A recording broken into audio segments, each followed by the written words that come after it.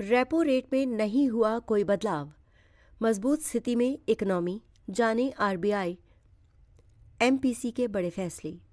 भारतीय reserve bank ने इस बार रेपो रेट में कोई बदलाव नहीं किया है।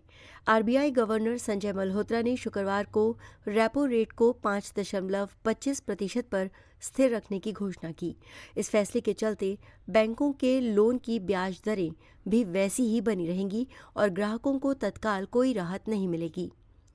आरबीआई की मॉनिटरी पॉलिसी कमेटी ने अपना रुख नेचुरल बनाए रखा है, यानी ज़रूरत पड़ने पर भविष्य में ब्याज दरों में कटौती या बढ़ोतरी की संभावना बनी रहेगी।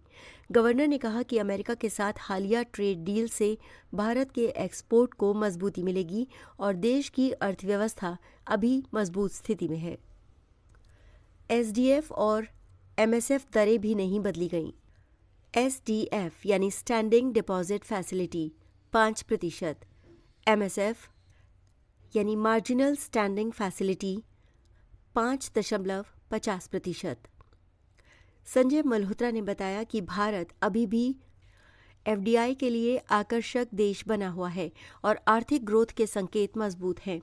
आरबीआई के आंकड़ों के अनुसार देश की रियल जीडीपी ग्रोथ 7.4% की दर पर बनी हुई है।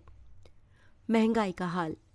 वित्त वर्ष 2026 में खुदरा महंगाई दर बढ़कर 2.1% हुई, पिछले वर्ष 2%। चालू वित्त वर्ष की चौथी तिमाही का महंगाई अनुमान बढ़ाकर 3.2% किया गया, पहले 2.9%। वित्त वर्ष 2027 की पहली तिमाही के लिए अनुमान 4% और दूसरी तिमाही के लिए 4.2%। आरबीआई ने कहा कि महंगाई अभी भी नियंत्रित दायरे में है और देश की अर्थव्यवस्था मजबूती से आगे बढ़ रही है। भारत अमेरिका डील से निर्यात को मजबूती।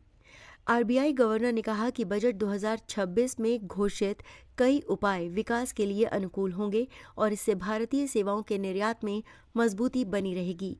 उन्होंने भारत यूरोपीय संघ मुक्त व्यापार समझौता और संभावित भारत अमेरिका व्यापार समझौते का भी जिक्र किया और बताया कि इन अंतर्राष्ट्रीय डीलों से भारत के निर्यात को और मजबूती मिलेगी।